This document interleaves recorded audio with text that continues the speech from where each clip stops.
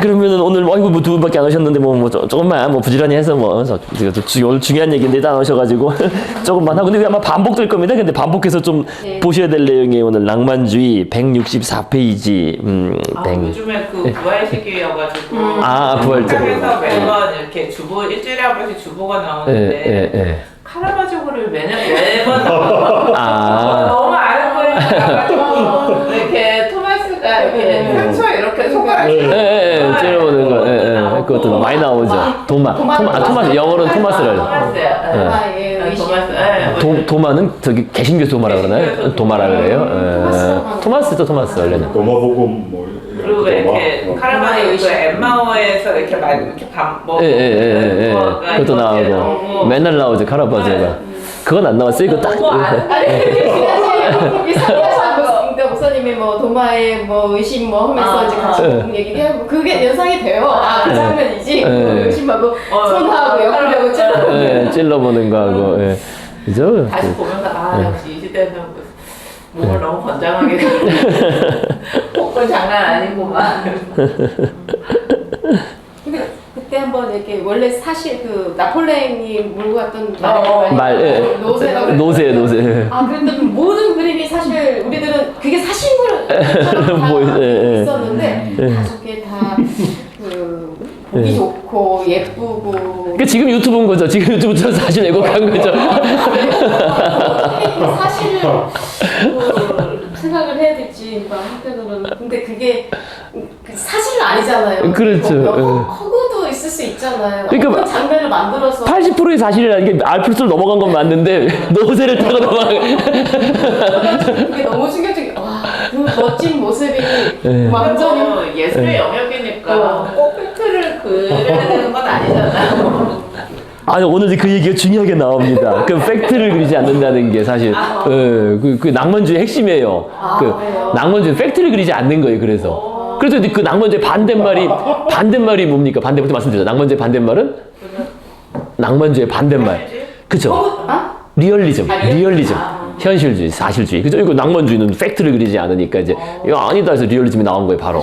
반대가 사실 사이트가 있는. 그래서 오늘 얘기가 제일 중요한, 앞으로도 계속 반복해 드릴 거예요. 그러니까 꼭 미술사뿐만 아니라 이제 사상사나 철학이나 우리의 그 세상을 바라보는 그 방식에 대한 근본적인 얘기가 됩니다. 이제 그 큰 틀, 오늘 나올 얘기가요. 자, 그리고 보시면요. 그러니까 낭만주의, 164페이지죠. 그죠? 자, 맨 위에 첫째 줄에, 독일의 작가 괴테는 느낌은 모든 것이다 라고 낭만주의를 정의했다 이렇게 얘기했는데 이제 이거 가지고 물론 정의가 안 되죠. 정의는 안 되는데 어쨌든 이제 제일 중요한 얘기는 했어요. 느낌, 필링, 그죠? 필링스, 느낌, 결국 감정이에요. 감정. 그래서 일단 그리고 바로 다음에 나오네. 바로 다음 문장에 그러니까 1800년에서 대략 한 1850년 사이에 그러니까 이성을 중시했던 신고전주의에 반발하고 일어난 낭만주의는 감수성 또는 감수성을 특히 중요시했다. 그래서 작가와 화가 모두 이성적인 객관주의보다 그죠? 감성과 직관, 이게 주관주의겠죠. 객관주의 반대말, 그죠? 그러니까 이성의 반대말 감성. 그다음에 직관의 반대말은 논리죠, 논리, 그죠? 직관의 반대말은 논리, 연역 논리 이런 거, 그죠? 논리, 추론, 논리적 추론. 그러니까 이성의 반대말은 감성, 감정. 직관의 반대말은 논리적인 추론. 그다음에 객관주의의 반대말은 주관주의.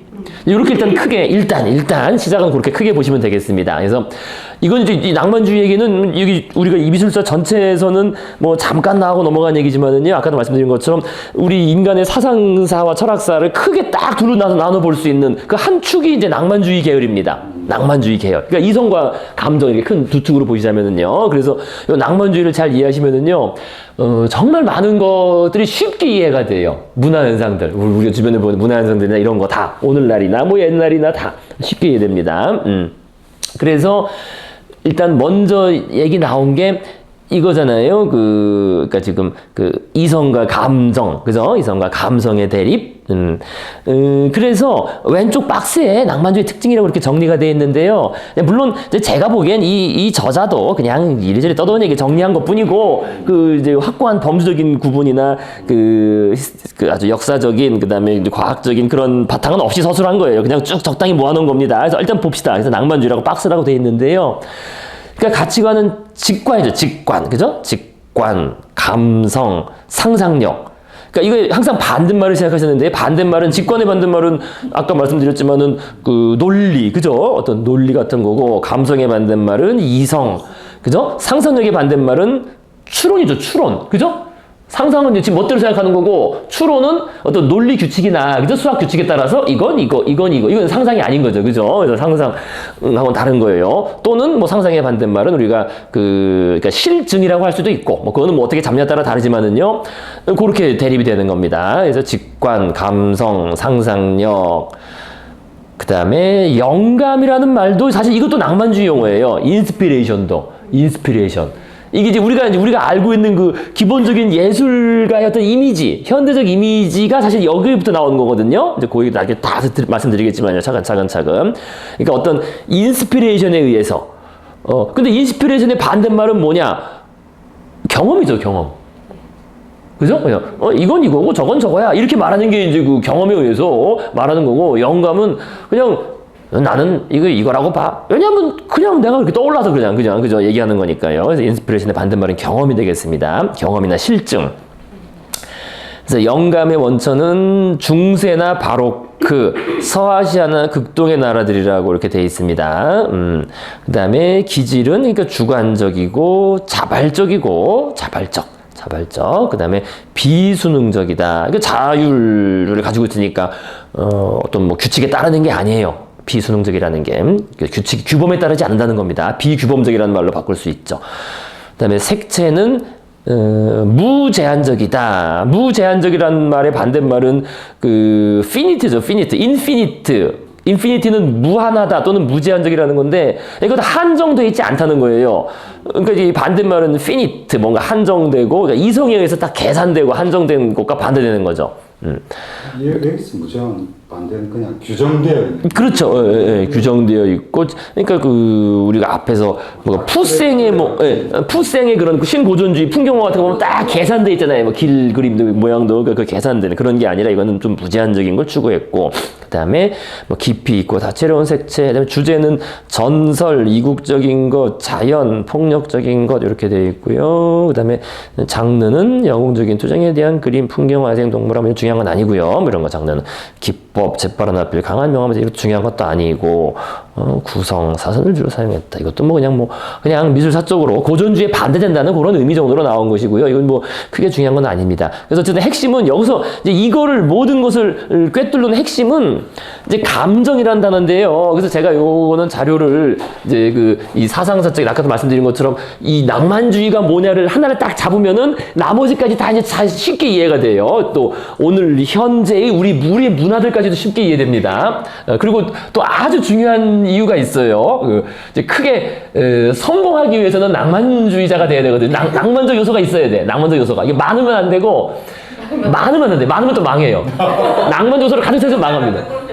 네, 그럼 망하고 근데 결정적인 데서 낭만적인 요소가 들어가 있어야 돼 이게 딱. 그러니까 또 모든 게 또 합리적이다 이러면 또 안 돼. 이게 또 망하는 거거든요. 그러니까 대부분 다 합리적으로 돌아가는데 결정적인 부분에 이제 낭만적인 요소가 들어가야 된다. 그래서 그 여러 가지를 말씀드릴 수 있는 아주 중요한 주제입니다. 그래서 요거 이제 다음에 뭐 나오면 과학 얘기랑 또 대비해서 보면 더 쉽게 이해되거든요. 그거는 나중에 말씀드리겠고요. 하나만 딱 얘기하고 넘어가시면은요. 이거 근데 얘기 듣다 보니까요. 이게 사람 성향이 크게 이렇게 나뉘니까 얘네들도 이런 두 가지 기조가 된 건가 싶은 게 MBTI도 보면은 논리적인 사람, 감정적인 사람, 주관적인 사람, 경험적인 사람, 뭐 아니면 뭐 이런 뭐 즉흥적인 사람, 계획적인 사람 이렇게 두 가지 분류를 하니까 사람의 기질이나 성향 자체가 그렇게 크게 보면 두 부류식으로 나뉘니까 이런 기조도 어떤 사람은 사실주의적으로, 그러니까 리얼리즘으로 가고, 이런 성향의 사람은 낭만주의 쪽으로 가고 이렇게 발달을 한 게 아닌 것도 지금 문득 뭐 사람을 평가할 때 그렇게 이제 근데 이제 그 얘기조차 여기서 나온 거거든요. 그렇게 보시면 돼요. 그러니까 그렇게 사람을 보는 관점도 이러한 구분이 이제 그 대중화되고 우리 일반적 통념이 되면서 사람도 자꾸 이제 그렇게 구분 이성적. 이게 융이 이 시대 아니에요? 융은 그 이후입니다. 20세기 초반. 예. 근데 이제 그거는 이제 그러니까 나중 얘기죠. 다 나중 얘기입니다. 융도 낭만주의자예요. 다 그래서 기본적으로. 낭만주의자예요. 낭만주의 계열입니다. 다. 그래서 그래서 사상을 나올 때도 편해요. 요게 편하고 그렇게 돼 있어요. 이게 우리 인간은 본성상. 자, 그래서 여기서 일단 과학 얘기는 다음에 다시 드릴 텐데요. 한 가지만 말씀드리면은 이제 결국 요겁니다. 자유의 문제가 중요해요. 요게 이제 이론적으로는 이거로부터 시작됐어요. 그 이론, 철학적, 사상적으로는 낭만주의가 자유의 문제로부터. 그러니까 그 과학적 세계관에 따르면은 모든 게 결정돼 있죠. 이렇게 과학적 세계관에 따르면은 모든 게 과거에 의해서 현재가 결정되고 현재가 의해서 과거, 미래가 결정되는. 그래서 과학적으로 보면은 모든 게 과학 법칙으로 다 결정돼 있는. 내가 무슨 마음을 먹어도 다 그게 뭐 이 뇌의 분자와 원자의 작용에 의해서 이미 결정된 거 아니냐라는 게 이제 과학적 관점에서 그렇게 볼 수가 있는데, 그래서 이제 그런 이제 사상이 유행을 했죠. 그게 이제 뉴턴 이후 결정론적인 세계관. 그죠? 이 세계는 물질과 수학만 있으면은 모든 것을 설명 예측할 수 있다. 이런 식으로 모든 걸 결정되어 있다는 이런 관점에 반발해서 나온 게 이제 사상적으로, 철학적으로 첫 출발점이에요. 사상적으로. 그래서 요게 이제 괴테나 이런 사람들이, 특히 문인들이 막 이제 나오게 된 겁니다. 그래서 간단히 말해서 그렇지가 않다. 왜냐면은 그렇게 되면은 문제가 생기잖아요. 여기 모든 게 결정되어 있다. 기계적 결정론을 받아들이면 우리 자유가 없어지잖아요. 자유가. 그죠? 이제 가장 중요한 문제가 나오는 겁니다. 자유. 그래서 아까 여기 낭만주의의 그 말 나온 거예요. 자발적? 그죠? 이런 말 나온 게 자유. 우리는 스스로 자유를 가지고 행동하는 존재다. 라는 그런 주장부터 사실 시작이 되는 겁니다. 그래서 요거는 이제 다음번에 또 다른 분들 오시고 또 다른 얘기 얽힐 때 다시 말씀드리도록 하고요. 요거 얘기 길어지니까 지금 바로 첫 출발점부터. 그러니까 출발점이 이거거든요. 지금 이제 이게 달라지는 거예요. 그러니까 왜냐면 우리가 전통적으로 아리스토텔레스부터 계속 해왔던 게 뭐냐면은 그 인간이 동물하고 뭐가 다르냐 했을 때 뭐라 그럽니까? 인간이 동물하고 다른 점이 뭐냐? 그죠? 이성이죠, 이성. 그죠? 그러니까 아리스토텔레스도 인간은 로고스의 동물이다. 로고스, 이성적 말을 하고 따질 수 있는 동물이다. 그러니까 동물은 동물인데 따지는 동물이다. 그죠? 이성도 동물이다. 그러니까 이성이 인간과 동물의 차이점, 차별점이다. 라고 말했고, 또 이 앞시대 데카르트도 꼬기또 에르고스 나는 생각한다. 그로 존재한다. 생각이라는 게 이성적인 생각을 말하는 거냐. 그죠? 나는 따진다. 그러므로 내가 존재한다. 그게 인간의 본질이다. 이성이. 그렇게 기본적으로 그런 관점이 그 서구 철학이나 사상의 주류였어요. 그죠? 인간은 따지고 따져서 지능이 발달하고 도구를 만들고 이래서 다른 동물들하고 달라라고 얘기해 왔던 겁니다. 그러면은 감정은 뭐냐? 감정은 이건 동물적이라는 거예요. 기본적으로. 그죠? 또 어떤 동물적인 어떤 잔재와 같은 거다. 감정은 왜 감정은 열받고 좋고 이런 게 이게 감정과 쾌락과 이런 거는 연결돼 있어. 이거는 동물적인 본능. 우리 인간도 동물이니까 그런 그 동물적인 게 남아 있다. 하지만 거기에 인간은 이성이 한층 더 붙어서 동물들하고 다른 문명을 창조했다.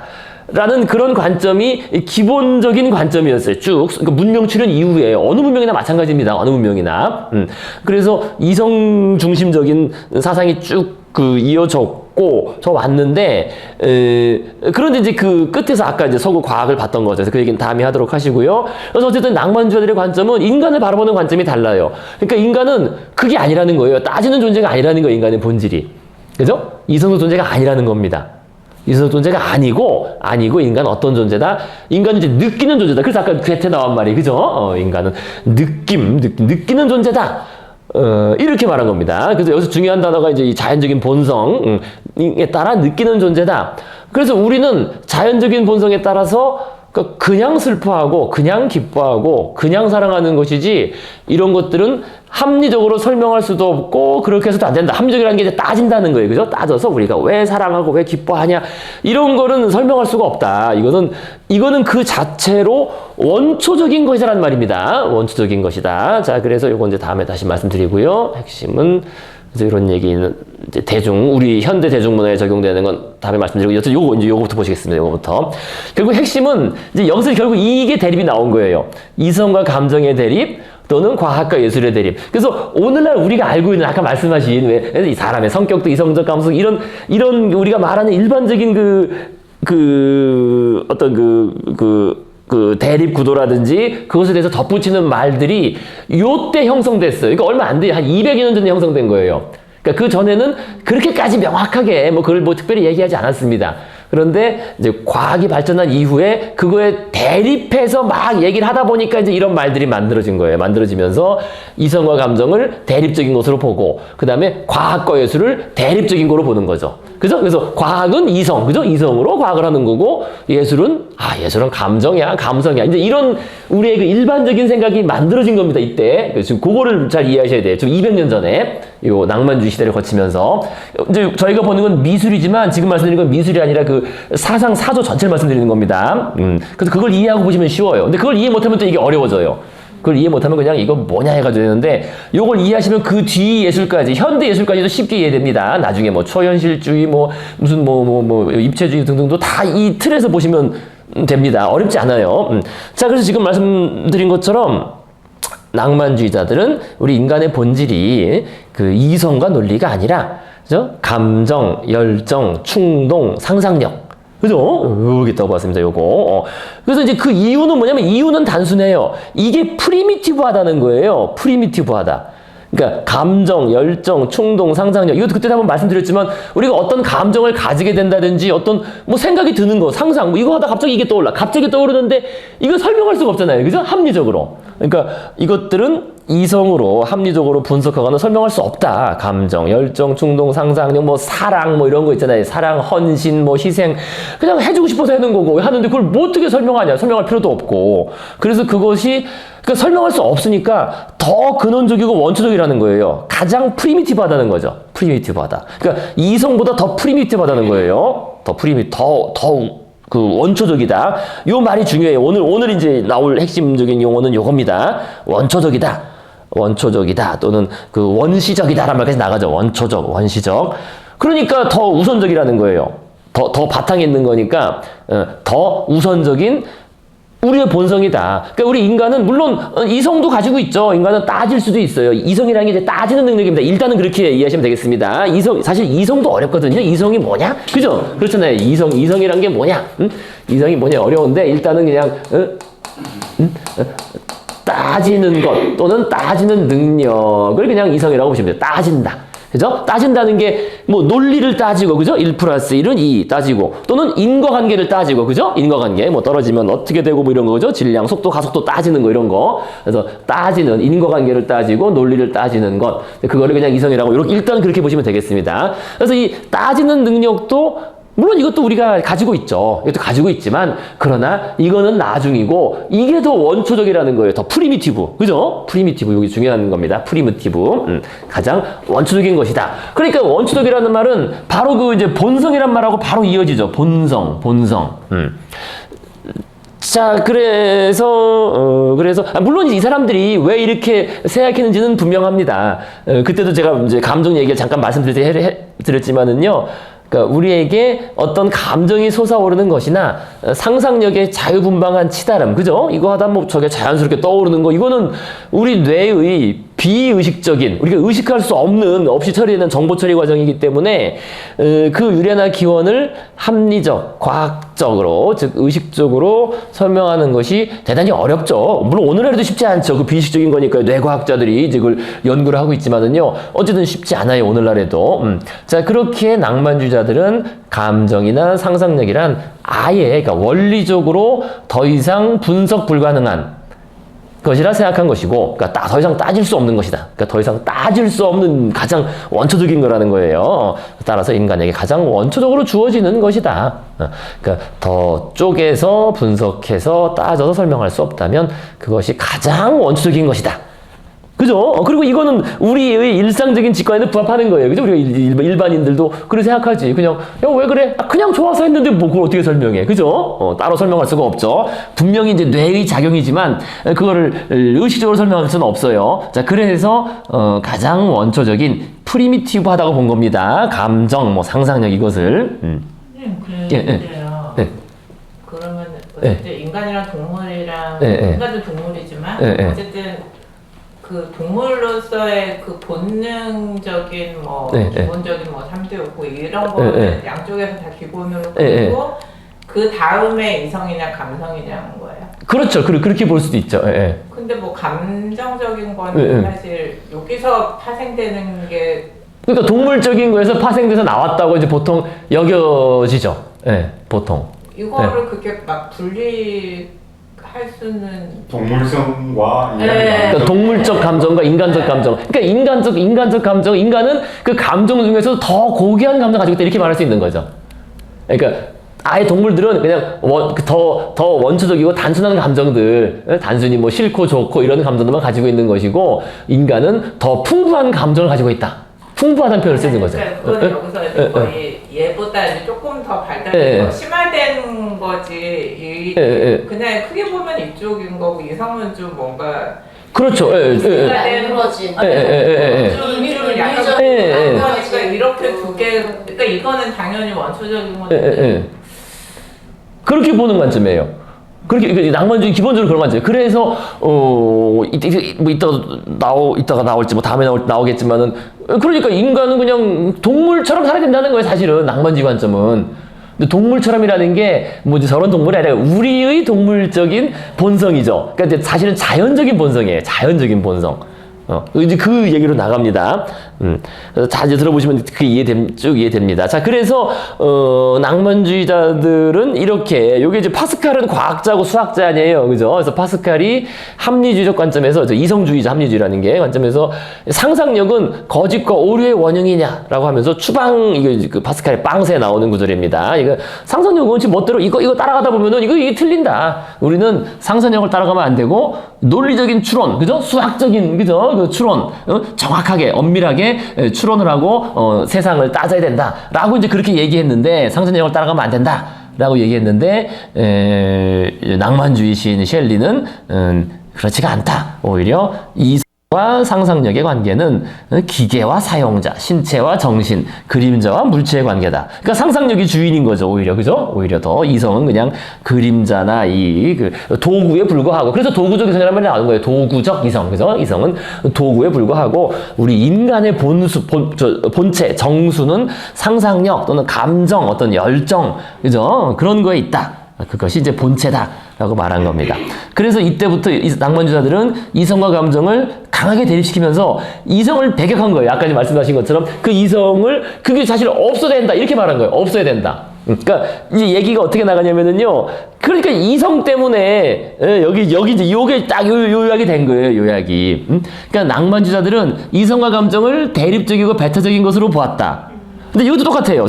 모더니스트들, 그러니까 합리주의자입니다. 과학자들 다 합친 거예요. 과학자들도 이성과 감정을 대립적이고 배타적인 것으로 보았다. 그런데 이제 결론이 정반대죠. 결론이. 둘 다 배타적인데, 그럼 낭만주의자들은 인간을 타락시킨 이성의 굴레. 그러니까 이성이 인간을 타락시켜서 보는 거예요. 이쪽은. 자꾸 뭘 따지니까 우리가 지금 안 좋아진 거다. 자꾸 네 것 내 것 따지고 이래서 이제 안 좋아진 거다. 그러니까 이성에서 벗어나서 인간 본연의 자연스러운 감정. 이게 네이처란 말로 딱 압축할 수 있어요. 이제 좀 이따 나올 텐데요. 네이처라는 게 뜻이, 그죠? 이게 자연이기도 하면서 본성 아니에요. 그죠? 자연이기도 하면서 본성. 뭐 합치면 그냥 자연적 본성. 그러니까 우리의 자연적 본성, 그게 원초적인 거는 감정에 있는데, 그거를 따라가야지 자꾸 인위적인, 그래서 이성은 인위적이라는 말이 붙는 거예요. 그죠? 인위적으로 그거 따지고 이거는 우리를 오히려 타락시켰다. 그래서 대립적이고 배타적인데 이성 때문에 망했으니까 이성을 제거해야 된다. 그 입장인 거고, 이쪽은 또 반대죠. 이쪽은 그죠? 이들은 보다 합리적인 사회로 진보하기 위해서는 이성을 통해 감정을 제어해야 된다. 왜냐면 감정은 동물적이니까. 예? 동물적이니까 이게 비합리적으로 말이야 뭐 서로 막 그저 맨날 싸우고 하는 게 다 감정 때문이다. 이쪽은 이거 보는 관점이 완전 다른 거예요. 똑같은 걸 보더라도 이쪽은 서로 싸우는 이유가 맨날 따지니까 싸운다. 이성으로 따지니까 싸우고 각종 안 좋은 일이 다 발생했다라는 거 보는 것이고, 이쪽은 제대로 따지면은 싸울 일이 없고 합리적으로 세상이 돌아갈 텐데 자꾸 감정을 앞세우니까 맨날 싸우고 안 좋은 일이 발생한다. 그러니까 이쪽에서는 이성을 통해서 감정을 제어하거나 제거하거나 억눌러야 된다. 그러니까 완전히 상반된 결론이 나오는 거죠. 이 대립점을 이제 잘 이해하시면 돼요. 이 대립점을. 뭐 이해하시겠죠? 그죠? 이렇게 보시면 되겠습니다. 여기 가장 큰 대립점이에요. 자, 그래서 이제 이게 큰 카테고리로 아까도 말씀드린 것처럼 과학자들, 모더니스트들은 이성의 카테고리, 그죠? 객관성, 뭐 합리성, 논리, 연역, 이런 걸 중요시했고, 로맨티스트, 그죠? 낭만주의자들은 감정, 그래서 주관적이고, 이 비합리적이에요. 그러니까 이거 설명할 수 없는 거지. 말로 설명할 수 없는 어떤 정념, 파토스, 정념, 정렬, 직관. 그냥 척 보고 아는 겁니다. 직관은. 척 보고 아는 거지. 이걸 뭐 따져서 아는 게 아니라는 거예요. 그죠? 직관, 뭐 영감, 그냥 갑자기 떠오르는 거, 이런 거. 이쪽을 강조했습니다. 자, 그래서 여기 예술적인 측면으로는 바로 연결되죠. 그러니까 이성적인 측면은, 이거는 우리가 말하는 신고전주의죠. 고전주의. 그죠? 고전주의는 다 따지잖아요. 그죠? 엄격한 형식을 따지고 통일성, 조화, 비례, 균형들을 따져서 그리는 거잖아요. 그죠? 따져서 그리는 그런 예술들이 나오게 되는 것이고, 이 낭만주의 예술은 이제 그 반대인 거죠. 따지지 않고 따질 수 없는 것들로부터 막 솟구쳐 나오는 거니까. 형식에서 벗어난 자유분방함, 그죠? 다양성, 다채로움, 뭐 부조화의 조화, 불균형 같은 거 막 그래서 한쪽으로 확 치달리고 이런 거. 그래서 우리가 예술할 때, 음악을 얘기할 때도 고전파 음악, 베토벤이나 하이든, 모차르트, 하이든 같은 경우는 이게 딱 형식이 있어요. 이게 그러니까 작곡을 따져서 하는 거예요. 따져서. 그죠? 1악장은 무슨 형식, 무슨 론도 형식, 3악장은 론도 뭐 이렇게 해서 따져서 뭐 주제 1, 주제 2, 미주 나 이런 식으로 따져서 해서 딱 끝나게 돼 있는데, 이쪽은 낭만파 음악은 그렇지가 않죠. 당장 이따 나오겠지만 쇼팽 같은 경우는 그 곡 자체가 환상곡, 즉흥곡이래요. 즉흥곡. 그죠? 그냥 즉흥으로 막 떠오르는 거 연주하면 끝나는 거죠. 즉흥적으로 막 치솟는 어떤 정념, 정렬이나 직관에 의해서, 그죠? 그러니까 형식에서 벗어난 자유분방함, 따지지 않고 막 작곡을 하는 뭐 환상곡, 그죠? 즉흥곡, 뭐 야상곡, 그런 것들이 나오는 겁니다. 그죠? 광시곡, 심지어 광시곡 막 미쳐서 그냥 막 하는 그런 거. 또 고등학교 때 배우셨을 거예요. 아마 김동현의 광염 소나타 뭐 이런 거, 그죠? 그게 이제 이쪽 얘기예요, 사실은. 그죠? 낭만주의 계열의 예술가 상입니다. 그죠? 미쳐가지고 막 불 지른 다음에 작곡하는 거, 그죠? 이쪽이 아니라. 그래서 이렇게 크게 이성과 감정의 카테고리가 서로 대립하고 있고, 낭만주의자들은 이거를 원초적으로 봤다. 프리미티브하고, 이게 이제 여기에 인간의 정수, 본질이 있다. 라고 본 겁니다. 그래서 바로 이와 같은 이성과 감정의 대립적인 구도로부터 바로 오늘날 우리가 예술과 과학을 상반된 활동으로 보는 대중적 관점이 이제 성립한 겁니다. 오늘날 우리는 그렇게 얘기하잖아요. 19세기 낭만주의로부터 예술과 과학을 서로 대립적 상반된 분야로 여기는 대중적 통념이 본격적으로 형성유포되었다. 왜 이제 이렇게, 그죠? 과학의 반대는 무엇일까? 뭐 예술이지. 또는 예술의 반대는 무엇일까? 이거 과학이지. 이렇게, 그죠? 이제 보통 예술과 과학을 얘기할 때 이 관념이 이때부터, 사실 얼마 안 된 겁니다. 이때부터. 왜냐면 그 전에는 그런 세부 분야가 없었죠. 사실 뭐 14, 15세기만 해도 과학 자체도 없었고, 예술이라는 게 따로 오늘날처럼 말하는 그런 게 있지 않았습니다. 근데 이제 이게 과학혁명을 거치면서 형성이 되면서 대립각이 쓴 거죠. 그래서 이성과 감정의 대립, 여기 이제 이성은 우리가 머리라 그러잖아요. 머리, 차가운 머리, 뜨거운 가슴. 그러니까 이런 말들을 낭만주의자들이 만들어낸 말들이에요. 요때. 특히 낭만주의 문인들, 뭐 괴테, 뭐 그죠, 바이런 이런 사람들이 만들어낸 말입니다. 200년 전에. 그래서 오늘 우리가 다 일반어로 쓰는 거죠. 그죠? 차가운 머리, 뜨거운 가슴. 그다음에 이성은 과학, 감정은 예술. 이렇게. 자체가 벌써 따지고 있는데 낭만주의자들이 만들었지만 벌써 따져가지고 그렇긴 하죠. 그 낭만주의자들이 이제 그렇게 만들어서 벌써 그죠? 따져가지고 구분하는 거죠, 낭만주의자들이. 그러니까 이제 결론은 오늘날의 관점에서 이게 분리될 수가 없어요. 이성과 감정은 제가 말씀드렸지만은요. 제가 말씀드렸죠 한번 이성과 감정 분리될 수가 없는데, 근데 우리가 어쨌든 일반적인 통념은 아까도 말씀하신 것처럼 보다 이성적인 사람, 그죠? 보다 감성적인 사람, 그렇게 막 구분해서 마치 이성과 감정이 서로 대립되고, 그죠? 이렇게 상반된 것처럼 얘기를 하잖아요. 이제 그런 통념들이. 네, 뭐 이렇게. 예, 그런 것들이 다 여기에 쫙 맞춰가지고 나온 거잖아요. 그죠? 좌뇌는 뭐, 그러니까 과학하는 머리는 좌뇌고, 이거는 우뇌고, 뭐, 그렇게 다 쫙 맞춰 나온 겁니다. 다 그게. 양내. 저 테스트하면 양내 나오는데.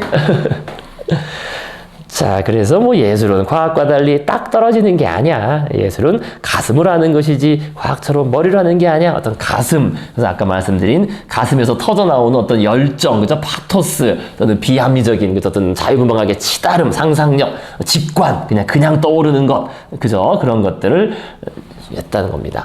자, 그래서 이제 아까 나온 얘기 요거까지 마저 드려야 되겠네요. 나온 김에. 그러니까 이 사람들은 이성을 비판한 거죠. 그러니까 과학 비판, 이성 비판 다 들어가 있는 겁니다. 그러니까 과학이 한번 쫙 크게 번지면서 그 뉴턴 이후에 과학이 크게 성공을 달리고 있었는데, 이제 과학 얘기는 다음번에 드리겠습니다. 근데 거기에 이제 사실 안티를 걸고 나온 거예요.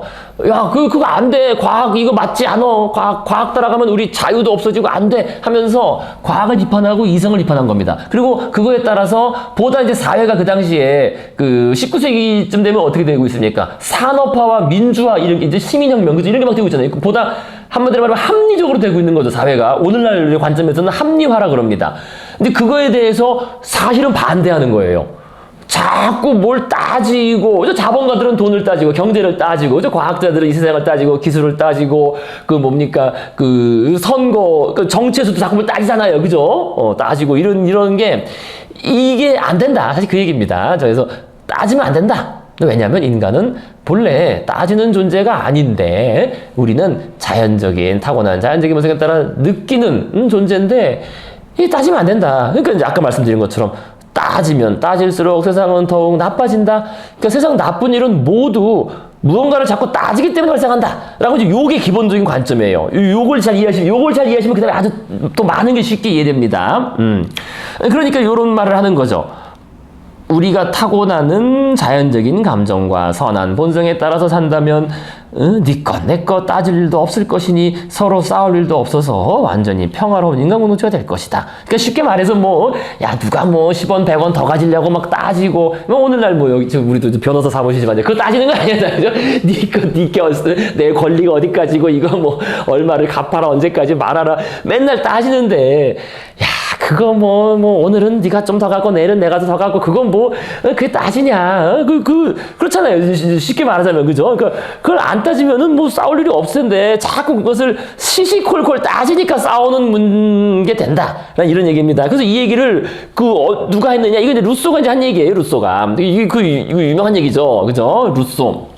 루소가 낭만주의의 시조, 사상적인 시조로 언급이 되는데요. 이제 물론 제가 말씀드렸지만 낭만주의의 시조는 우리 본성이 이제 낭만적입니다. 본성이 낭만적이어서 그런 건데, 어쨌든 루소가 성선설을 주장하고 자연주의를 주장했어요. 한편으로는. 그러니까 루소는 이게 상당히 모순적인 게 다 들어가 있어요. 루소 사상에는 계몽주의거든요. 그죠? 계몽주의, 사회계약론. 그러니까 계약은 따져서 하는 거 아니에요. 따져서. 그죠? 우리가 따져서 사회를 만들었다. 그렇게 말하면서 프랑스 혁명에 영향을 줬지만, 또 한편으로는 이런 얘기를 했어요. 성선설과 자연주의. 이게 또 낭만주의거든요. 그래서 이게 모순된 면이 다 들어가 있어요. 루소 사상에는. 자, 그러니까 자기가 생각나는 대로 떠든 거예요, 사실은. 루소 사상이 별거 없습니다. 제가 보기에는 그냥 자기가 그냥 생각나는 대로 이것저것 쓴 건데, 나는 모순적이고. 자, 어쨌든 요게 이제 유명한 얘기죠. 루소의 인간 불평등 기원론에 따르면 우리가 왜 이렇게 서로 계급이 나뉘고 누가 더 빈부격차가 생기고 온갖 갈등과 전쟁이 발생하느냐? 자연 상태 인간들은 본래 선하고 평화로웠지만 인간은 본래 순한 양과 같다. 그래서 아까 그 말씀인 겁니다. 그죠? 인간은 동물의 연장선에 있다는 겁니다. 그죠? 동물 중에서 좀 발달한, 더 풍부한 감정을 가지는 그런 동물에 불과하고, 서로 싸우지 않고, 물론 양이라 그래서 슬픔이 없습니까? 하지만 그냥, 그죠? 슬프면 슬픈 대로, 또 좋으면 좋은 대로, 순한 양들끼리 이렇게 모여 사는 것 같았는데, 이제 그 다음에 뭡니까? 문명이 출현하고 이성이 발달하면서부터 따지면서부터 그러니까 이게 결정적인 게 농경의 시작이라고 말을 해요. 그러니까 농사 짓기 전에는 원시 상태에서는 뭐 따질 게 없죠. 그냥 뭐 그날 뭐 그죠 그 물고기 잡아 먹고 뭐 과일 따 먹고 없으면 그냥 좀 굶고 이렇게 그냥 살았는데 이 농사를 지으면서부터 따질 일이 생긴 거죠. 왜냐면 농사를 짓게 되면 어떻게 돼요? 농사는 대규모 사회로 모여서 농사를 져야 되는데, 그럼 그 몫을 어떻게 나눌 거냐? 그 다음에 또 잉여 생산이 생기면은, 그죠? 남잖아요. 농사는 더 지으면 남으니까. 그럼 그걸 또 누가 가질 거냐? 이걸 이제 따지게 되는 거죠. 누가 얼마만큼 가질 거냐를 따지면서부터, 야, 내가 이걸 지켜줬으니까 말이야. 내가 더 가져야지. 지도자가 더 가지게 되고, 더 가지면서 그거를 강화하는 어떤 이데올로기를 만들고, 그죠? 이념을 만들고, 정치 체제, 또 누가 오면 지켜야 되니까 또 군사를, 그죠? 뭐 길러야 되고. 그래서, 그죠? 그때부터 따지면서부터 세상 모든 악과 부정, 불평등이 탄생했다고 보는 거예요. 이게 이제 가장 그 루스의 기본적인 관점입니다. 그러니까 뭘 따지면서부터 네 것 내 것 따지고 여기까지 우리 땅 이거 니네 땅 자꾸 따지는 거죠. 그래서 따지면서부터 모든 악과 부정, 불평등이 탄생했다라고 보는 겁니다. 그래서 아까 말씀드린 것처럼 우리 사상의 절반을 이해할 수가 있어요. 이걸 보면은요. 그러니까 이게 왜 성선설이냐? 그러니까 원래 인간은 그렇지 않았다는 거예요. 자연 상태 인간은. 원래 그냥 뭐 특별히 착하다기보다는 그냥 본성에 따라서 그냥 살아가는 그런 양들이었는데 문명을 발전시키면서부터 따지게 됐고 그래서 모든 인간 불평등이 기원했다라고 보는 겁니다. 그래서 이제까지 존재했던 성선설, 뭐 자연주의, 자연회귀론, 문명부정론, 기술거부론 또는 무정부주의, 아나키즘 등은 모두 다 낭만주의예요. 이게 쉬운 얘기입니다. 이 사람들은 다 이게 따지지 않으면 우리가 잘 산다는 거거든요. 따지지 않고 옛날로 돌아가면. 그죠? 그래서 이제 이거를 우리가 잘 볼 수 있는 게, 얘기가 좀 길어지긴 하는데 사실 요거까지 알아주면 이제 미술사도 쉽게 이해돼요. 미술사 보면 이런 게 나오는데 이게 왜 낭만주의일까? 이게 잘 이해를 못 하거든요. 사상도 배경을 모르면은요. 그러니까 이게 자연을 그리는 게 또 낭만주의가 돼요. 그래서. 자연, 풍경화. 당장 뒤에 우리가 컨스터블 나오고 막 하는데요. 그냥 뭐 자연을 그린 거 이게 왜 낭만주의가 되냐? 그 전에 네덜란드 사람들이 그린 거 왜 안 되고 이건 낭만주의냐? 이게 이제 이런 것 때문에 그런 거예요.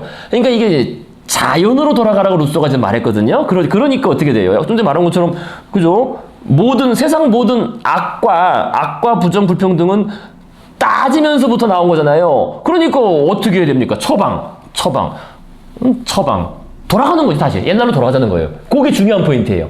옛날로 돌아가자. 옛날이라는 게 사실 자연이죠, 자연. 그 자연이 아까 말씀드린 것처럼 그 네이처가 인공에 반대되는 자연을 의미하기도 하지만 자연적인 본성을 의미하죠. 그죠? 우리의 원래 본성. 우리는 원래 그냥 느끼면서 그냥 원초적으로 느끼면서 살아가는 그런 동물인데 그로 돌아가면 싸울 일도 없을 거 아니냐. 이게 그 얘기입니다. 자연으로 돌아가는 게 단순히 뭐 시골로 돌아가자는 얘기가 아니라요. 자연적인 본성으로 돌아가자는 얘기입니다. 즉 다시 말해서 따지지 않던 시로 돌아가자는 거예요. 자연은 따지지 않던 시절로. 근데 돌아가란 말이 중요하죠. 결국 과거에 그랬다는 거지. 물론 상상 속의 과거지만은요, 그죠? 과거에 그랬다. 그래서 과거로 돌아가자. 그 과거가 언제냐? 그건 원시 시대, 자연 상태, 야만인, 그다음에 중세, 어린 시절. 다 따지지 않던 시절이라는 거예요. 우리 어린 시절에 대한 그것도 어린 시절을 생각할 때 낭만적 그 동경을 하는데 어린 시절에 대해서 왜냐면 어릴 때는 따지지 않잖아요. 어린 애들은 그냥 본성 따라서, 그죠? 좋으면 좋고, 뭐죠? 싫으면 싫고 사는 그런 거 아니겠어요? 그래서 이 따지지 않던 시절로 돌아가자라는 게 기본적인 이 처방이에요. 낭만주의 기본적인 처방. 그래서 원시적 자연적 삶에 대한 동경, 자연 속에서 자연적인 본성에 따라 사는 삶을 추구했다는 겁니다. 요게 따지지 않던 시절로. 그러니까 이런 거 쉽게 이해할 수 있어요. 마르크스가 19세기 바로 요때 낭만주의 요거 마르크스의 공산주의도 낭만주의입니다. 이거 간단해요. 마르크스도 이거 돌아가자는 거잖아요. 마르크스 여기 마르크스, 그죠? 마르크스의 공산당 1848 이거거든요. 19세기 낭만주의 이후에 이거 기본적으로 과거 회귀적 낭만주의를 바탕으로 하고 있다는 겁니다.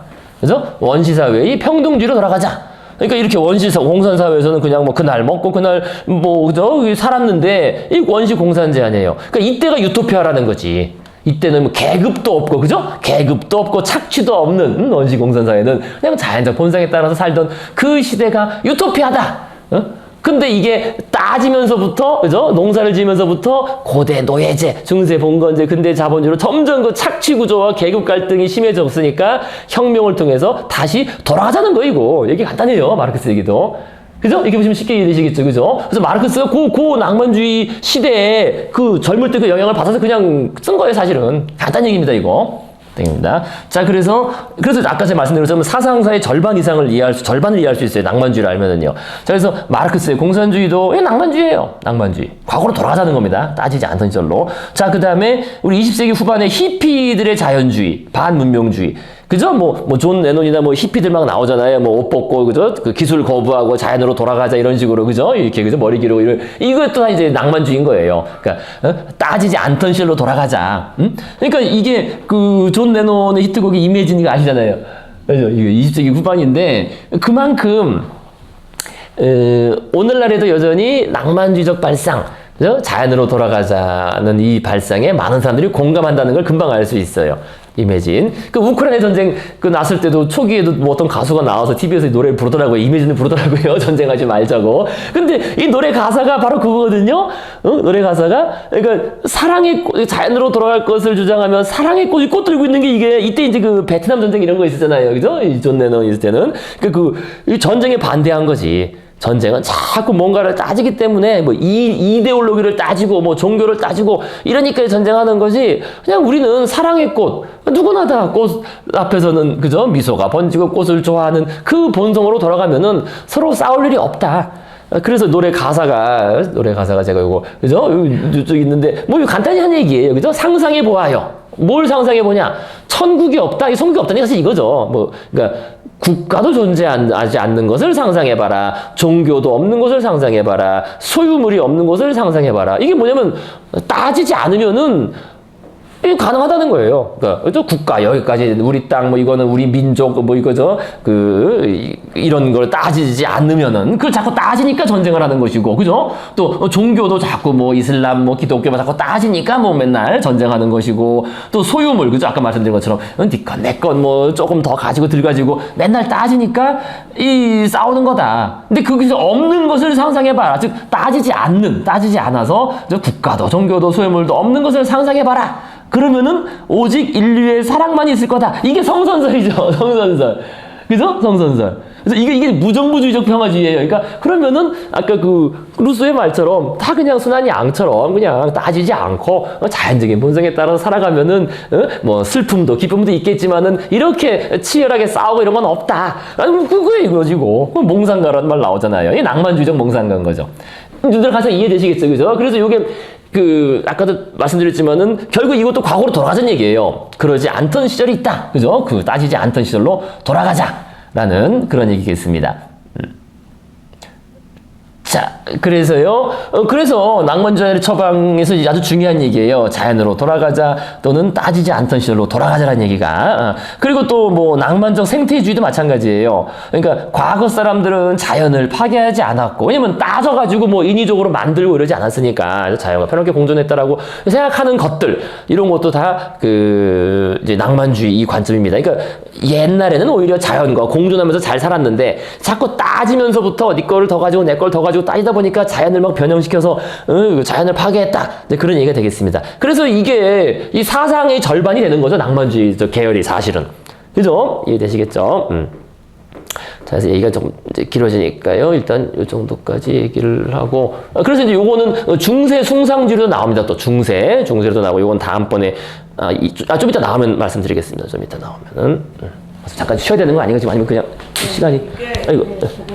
요즘에 코인 초창기에 그러니까 지금처럼 크기나 이렇게 되기 전에 처음 코인 개념 나왔을 때 그때부터 했던 사람들이 약간 저개념인 것 같아요. 그래서 이제 그럼 거기도 국경도 없고 나라도 없고, 그래서 그 사람 초창기에 진짜 막 그거. 네, 그렇죠. 그런. 그리고 어디 태평양 어디 무인도에서 무정부들이 거기 모여 산다고 하더라고요. 그때 그래서 저 굉장히 되게 현대적일 때 굉장히 이상주의 막 그렇다고 생각을 해. 지금 듣고 보니까 낭만적 이삭인 거죠. 낭만적. 낭만적인 생각. 21세기인데도 그런 게 계속 강하게 남아 있는 거예요. 사람들이 또 거기에 이제 호응을 하고. 근데 낭만이란 말은 낭만이란 말이 그게 먼저가 아니고 항상 현실이 있어야 그렇죠. 그렇죠. 그러니까 이게 저기 지금 뭐 히피나 뭐 저런 것도 현실에서 그죠? 생겨나는 온갖 그 문제점 아까 말씀드린 것처럼 그것 때문에 이런 얘기 하는 거죠. 그 욕망이 있으니까 거기에서 이제 감성, 상상력 이런 것들이 동원돼요. 그렇죠. 그러니까 현실이 문제 때문에 그죠? 세상의 모든 악과 부정, 불평등 또 현실의 어떤 자연 파괴 뭐 이런 그죠? 현실의 그죠? 그런 거 때문에 이제 그런 이제 발생이 되는 거죠. 그래서 야 우리가 이거는 안 되고 그럼 어떻게 될 거냐? 돌아가자 뭐 이런 얘기가 되는 거죠. 그래서 돌아간다는 표현이 중요합니다. 그래서 그 얘기를 이제 쭉 다시 잠시 쉬었다가 좀 쉬었다가 하시겠습니다.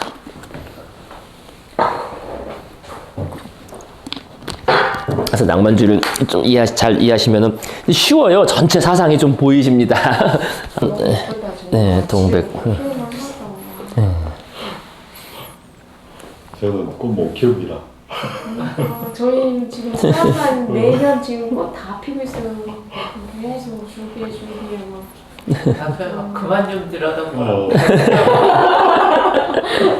저는 맨날 새순 그러고 나올 때 얼마나 예쁜지 몰라요. 새 잎 나올 때도 예쁘고 피고 막 그럼 울컥해가지고 막. 저는 이렇게 화분에 뭘 키우고 있는 사람들을 보면 속으로 이렇게 생각합니다.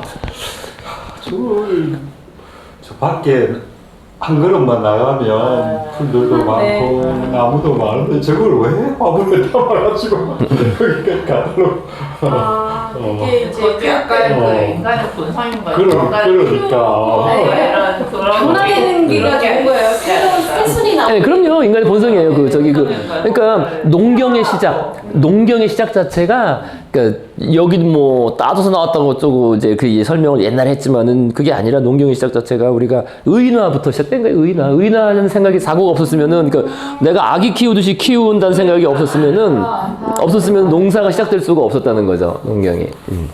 농경, 그 짐승 키우고 유목과 농경이 맞습니다. 그게 인간 본성이에요. 아주 우리의 뿌리 깊은 본성입니다. 뭘 키운다는 거. 요즘에 진짜 반려견 입었는데 손 나온 거 진짜.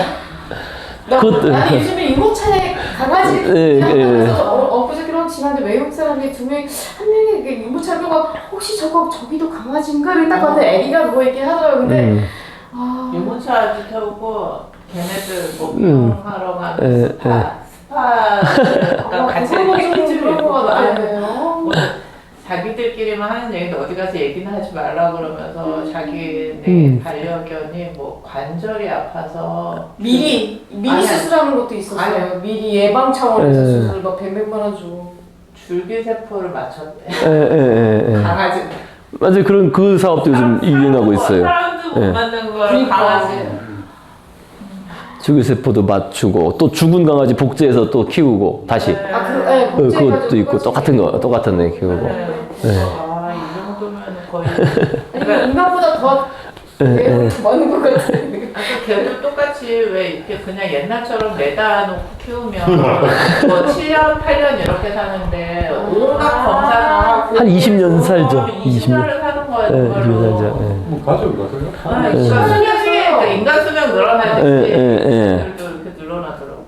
그럼 옳고 그러고 뭐 이런 거 있겠습니까? 그냥 이제 근데 내 가족이니까. 너무 정이 들어가지고 이제 곧 죽을 텐데 어떡하지? 그냥 이제 막 걱정하고 있어요. 사람 보고 상처를 받으니까. 아주 중요한 본성이죠. 우리 인간의 그 양육 본성, 본능적인 아주 강한 본능이죠. 본능이. 자, 나중에 나오면 또 말씀드리고요. 자, 그래서 오늘 뭐 이론적인 얘기보다 뭐 그림도 좀 봐야죠. 그림도 좀 얘기 보시겠습니다. 164페이지. 좀만 더 하시고. 아까 쭉 읽었던 것처럼, 그래서 뭐 지금 뭐, 많이 말씀 안 드렸지만은요, 대충, 그죠? 낭만주의가, 이게 작은 얘기가 아니라 이제 큰, 그죠? 커다란 어떤 한 축을 이루는 얘기구나, 우리 삶에서. 그걸 보시겠습니다. 자, 그래서 위에서, 164페이지 위에서, 그래서 느낌은 모든 것이다, 감성 습관, 그래서 넷째 줄.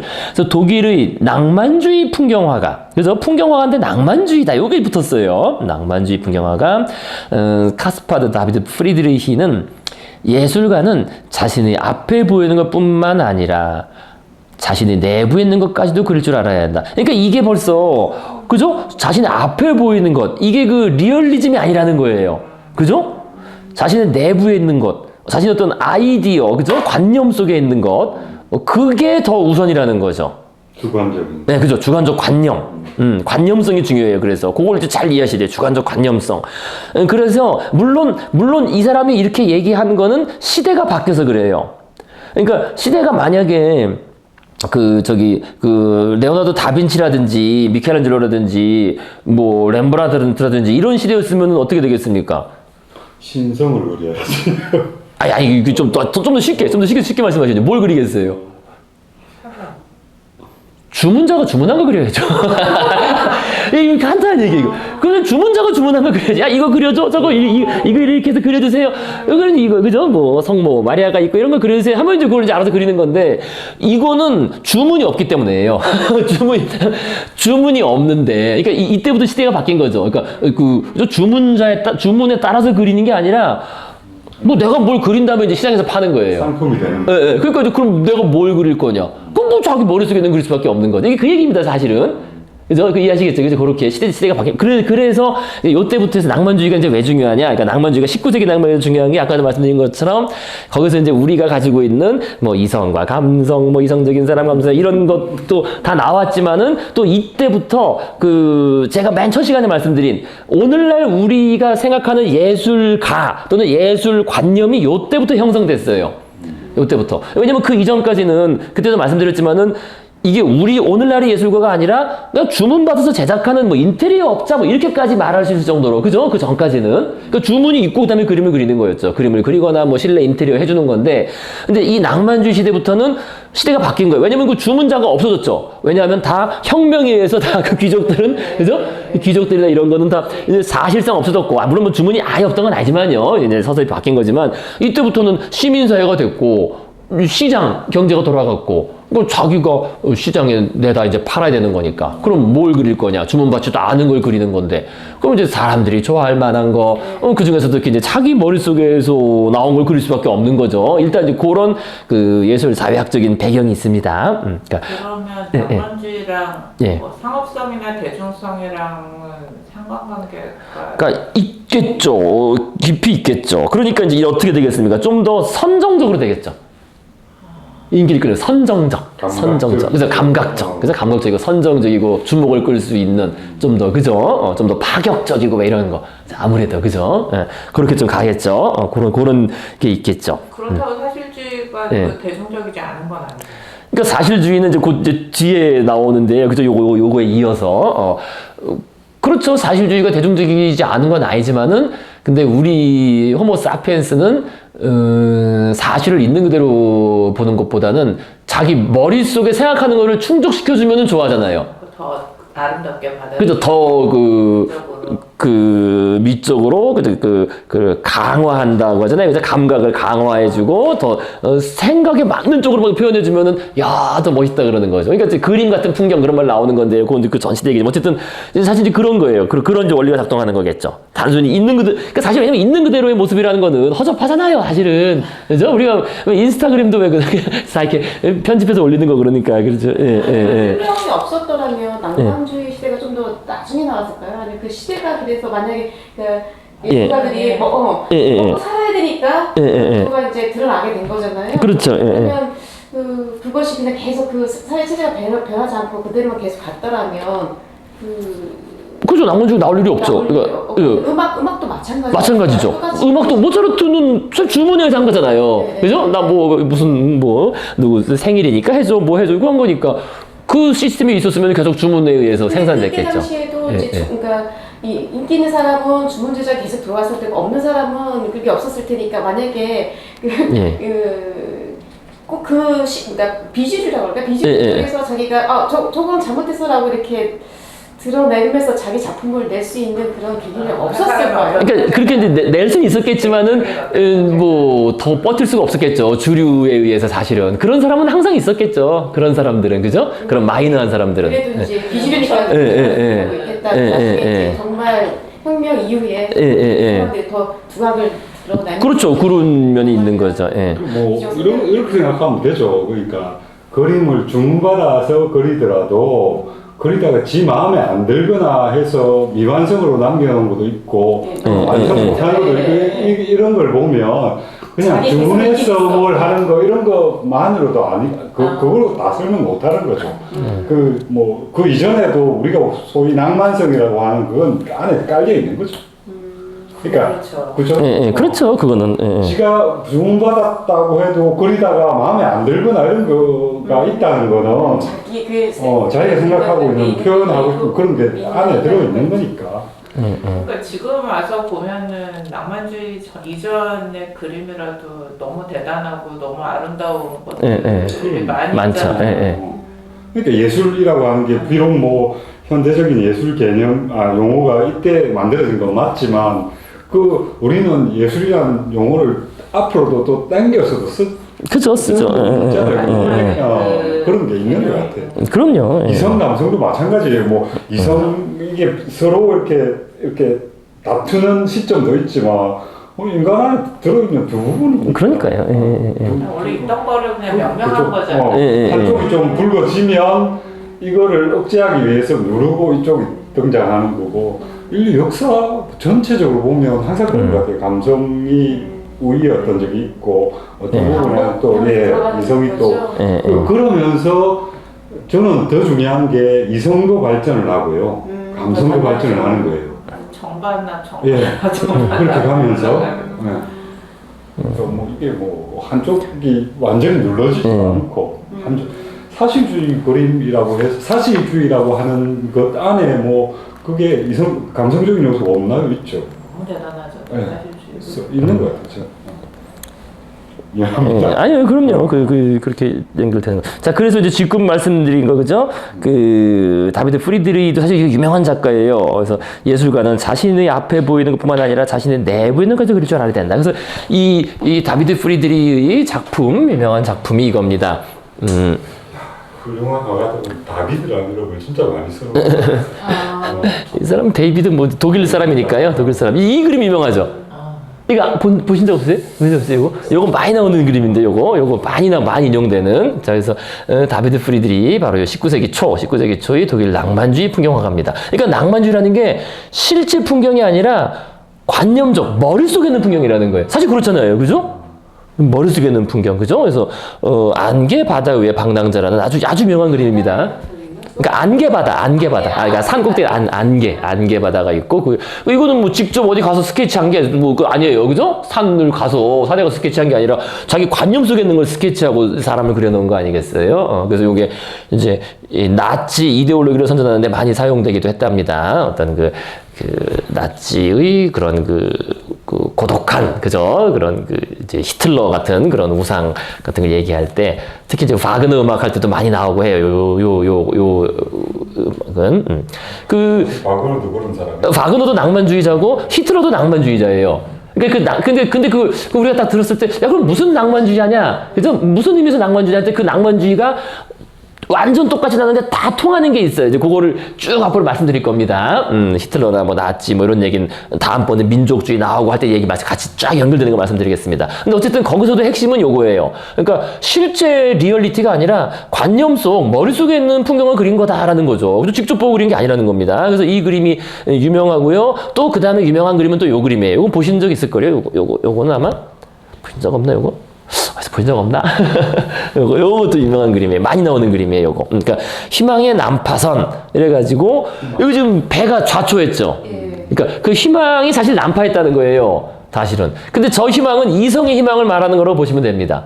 그러니까 이게 지금 북극해 또는 얼음바다 또는 이제 다른 제목으로 그죠? 북극해 어떤 얼음바다, 얼음바다에서 이 지금 배가 그죠? 좌초해가지고 이렇게 난파했는데요. 여기 19세기 초 아니에요? 그러니까 이게 이제 실제 있던 사실이기도 사실이기도 하죠. 그러니까 이 당시에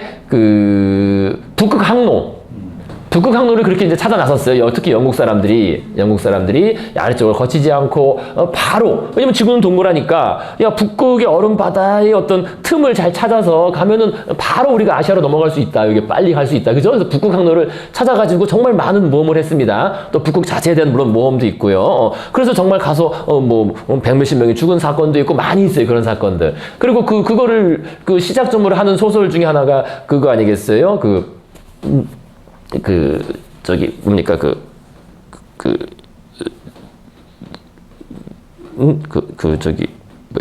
프랑켄슈타인. 그죠? 프랑켄슈타인 소설도 이걸로 시작하거든요. 북극 항로를 찾아 나선 그 배에서 시작합니다. 그 프랑켄슈타인 소설도, 프랑켄슈타인도 그것도 시작하는데, 그러니까 19세기 고 초에 그런 일들이 많았다는 거예요. 18세기 아버지 19세기 초에 북극 항로를 찾아 나선. 근데 그게 이제 한편으로는 인간이 이제 그 당시 막 자만심이 찬 거지. 지구를 다 돌았고 이제 우리는 새로운 곳을 정복하러 간다. 그러니까 미지의 영역, 미지의 이 세계를 우리가 다 정복할 수 있다. 그래서 그런 희망을 갖고 인간의 이성으로, 인간의 문명으로 이 대자연을 다 정복하겠다. 내 발 아래 다 컨트롤하겠다라는 걸로 출발했는데 위대한 대자연 앞에서 인간은 연약한 존재에 불과하다. 사실 그런 의미로 이해된다는 겁니다. 이게 좌초한 거죠, 이렇게. 그죠? 북극의 얼음바다에서. 그러니까 이것도 실제로 보고 그린 풍경화가 아니잖아요. 그죠? 이것도 상상 속의 그림이거든요. 상상으로. 그죠? 스포츠만 이런데요. 그죠? 그런 식의 상상. 그래서 어쨌든 이 이미지가 많이 나옵니다. 이것도 아주 많이 나오는 이 사람 작품 중에서. 그죠? 사실 상상 속으로 그냥 그린 거잖아요. 실제로 자기가 가서 이걸 보고 그린 거 아니잖아요. 얼음이에요. 얼음. 돌처럼 보이는데, 뭐, 얼음으로 보이죠. 돌처럼 보이긴 하죠. 근데 이제, 뭐, 그런, 약색처럼 보이는 어쨌든 얼음 구성이죠, 구성은. 그죠? 그래서 북극 항로하고 연관됩니다. 북극 바다를 탐사하다가 이렇게 좌초한. 그래서 요것도 중요한 얘기예요. 위대한 대자연 앞에서 인간은 연약한 존재다. 여기 또 낭만주의 기본 관점이에요. 낭만주의 기본 관점. 그래서 낭만주의는 아까도 말씀드린 것처럼 우리 인간은 그냥 느끼는 존재라고 말씀드렸잖아요. 느끼는 존재다. 그죠? 느끼는 존재. 그냥 자연적인 본성에 따라 슬퍼하고 느끼는 존재. 다시 말해서 이걸 다시 쓰면 이렇게 썼는데요. 그러니까 우리는 슬퍼할 땐 슬퍼하고 기뻐할 땐 기뻐하며 어떨 땐 감동하고 경탄하며 다른 땐 분노에 살에 짚거나 피탄에 빠지며 이게 감정을 그냥 느낀다는 거예요. 그죠? 그 다음에 서로 사랑하고 정서로 교감할 수 있으며 그 다음에 또 신이 나요. 신, 초월적인 것과 대자연 앞에 연약한 존재로서 경외감을 느끼며 그냥 이제 대자연의 위대함을 그냥 느끼는 거지 이거를 우리가 따져서 이기려고 하면 안 된다. 사실 그런 게 들어가 있어요. 낭만주의는 기본적으로. 그러니까 자연에 순응하는 삶이라고 보면 되시겠어요. 큰 틀에서는. 그죠? 자연에 순응하는 우리의 본성에 순응하고 자연에 순응해야지 그걸 우리 인간의 이성으로 도전해봤자 소용없다. 그러면서 우리의 핵심은 영혼이다. 느끼는, 그죠? 우리의 어떤 사랑을 느끼고 기쁨과 슬픔을 느끼는 그 영혼을 가진 존재로서 죽어서는 다른 곳으로 인도되어가는 그런 특별한 존재다. 라는 이제 이런 것까지 낭만주의가 포함합니다. 그러니까 그 프랑켄슈타인 소설도 결국 이성의 좌절이거든요. 그죠? 우리 인간이 이성으로 이 프랑켄슈타인 괴물, 생명체를 만들겠다. 라고 생명체를 만들고 나니까 괴물이야. 그죠? 그래서 괴물이 우리를 이제 억압하고 소외하고 다 주인공 다 죽게 만들고 불행을 가져오는 거죠. 그죠? 그래서 그게 또 기본적인 스토리예요. 요게 우리가 지금 요 북극해 얼음바다를 보시면은 그렇게 연결시켜서 보시면 되겠습니다. 이게 그런 의미를 가지고 있다. 라는 거예요.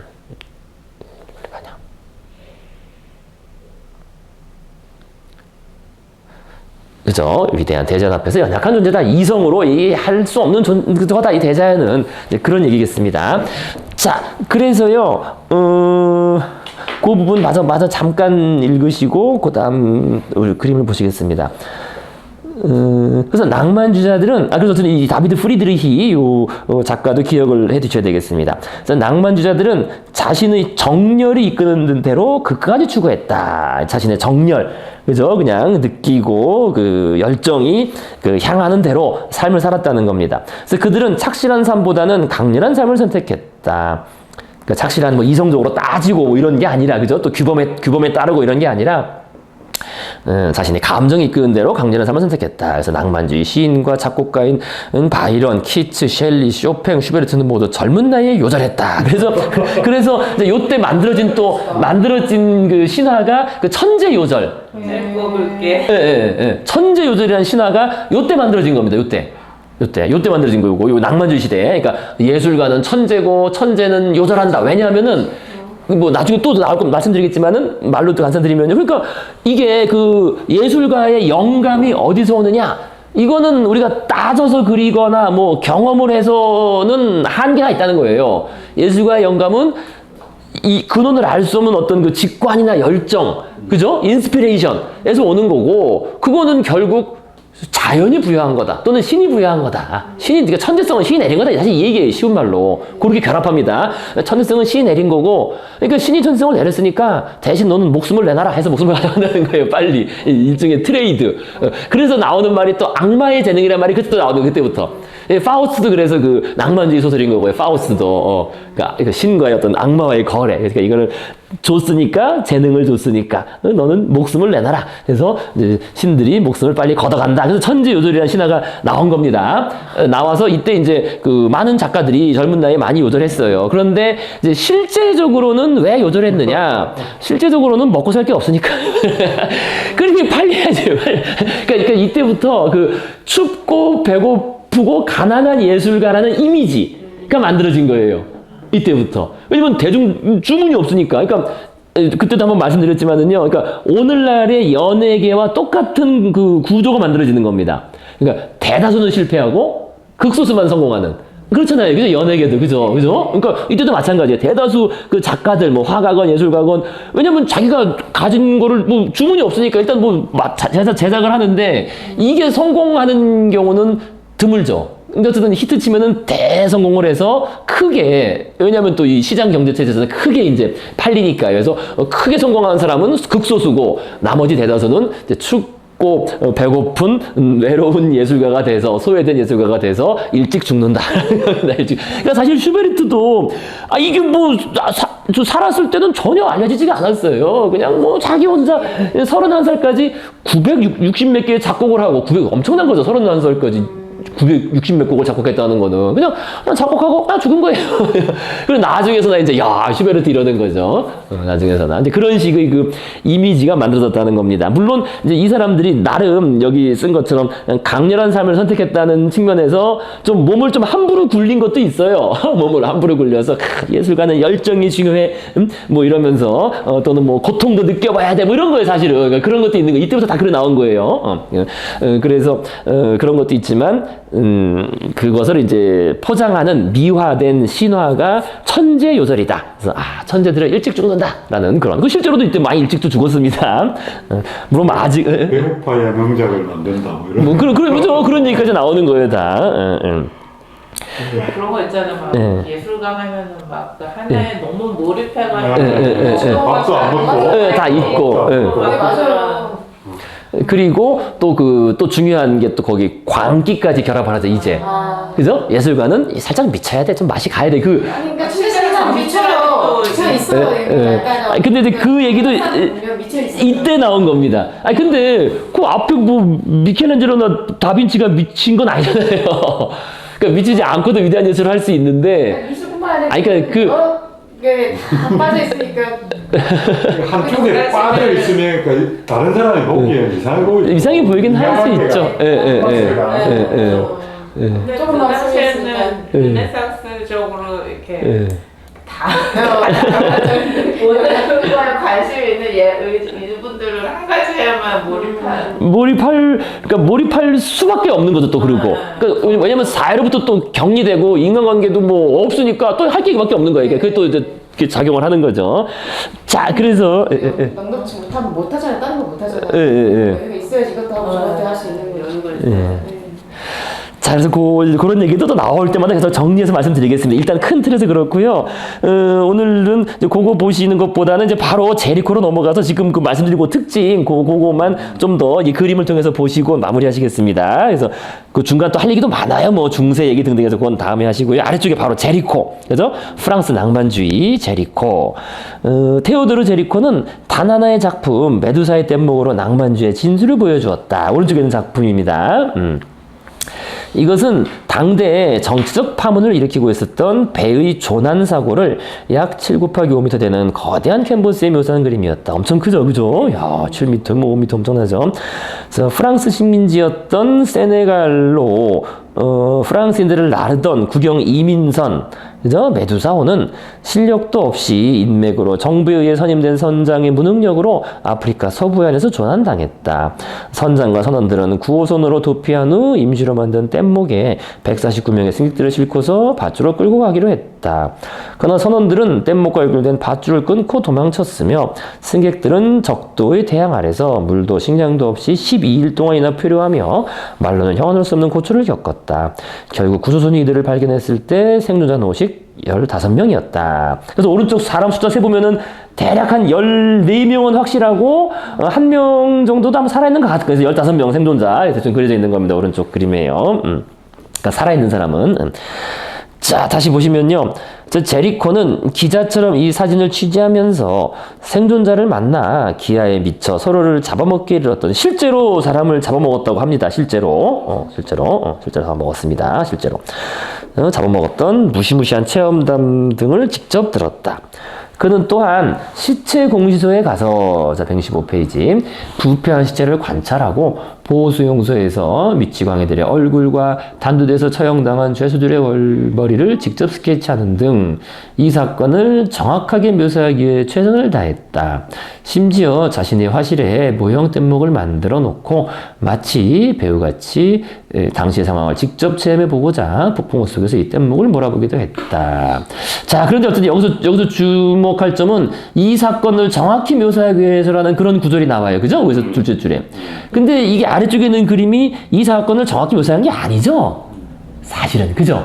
그러니까 그 사람의 어떤 그런 그 모습들은 정확히 묘사하려고 이런 걸 했지만, 그죠? 사건 자체는 이거는 관념 속에 있는 거죠? 이게, 그죠? 이 뗏목이 이렇게 사람들이 15명 이렇게 모여서, 그죠? 했다는 것 자체는 관념으로 재구성한 겁니다. 사실 그게 중요해요. 그러니까 관념적 구성이고, 그러니까 이미지가, 그러니까 마음속의 심상, 그게 앞선다는 거예요. 낭만주의는 항상. 그죠? 실제 장면을 묘사한 게 아니죠. 그죠? 실장을 묘사하는 게 아닙니다, 요거. 그게 포인트예요. 항상 낭만주의에서는. 그러니까 자신의 심상에서 이렇게 뭔가 간절하게 뭔가 비극적인 그 장면을 자신의 머릿속으로 구성해서 그 이미지를, 그죠? 재현한 겁니다. 아니, 그렇게 치면 뭐 옛날에 신화의 그죠? 다 이미지. 그죠? 그죠? 다 허구, 픽션적으로 만든 거죠, 다. 그죠? 그걸 낭만주의라고 하진 않잖아요.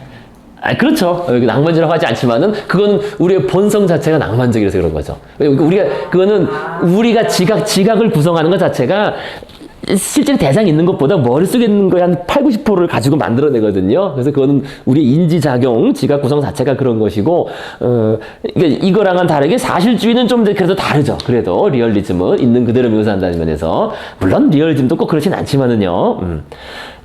그래서 이제 우리의 감각 중에 우리가 만들어내지 않은 게 없다는 말이 나오는 겁니다, 사실은. 근데 이거는 이제 더더군다나 그렇다는 거예요. 이거는 이제 그러니까 아까 말씀드린 그겁니다. 그러니까 사람들이 그러니까 다른 사람들이 봤을 때 딱 그 이미지를 떠올릴 수 있는, 쉽게 떠올릴, 그죠? 딱 봤을 때, 맞아. 이렇게 엄청, 정말 그 간절하고 그런 그 순간을 딱 떠올릴 수 있도록, 그렇게 그린 겁니다. 어쨌든 그래서, 이념이 앞선다는 게 상당히 중요해요. 관념이 앞선다.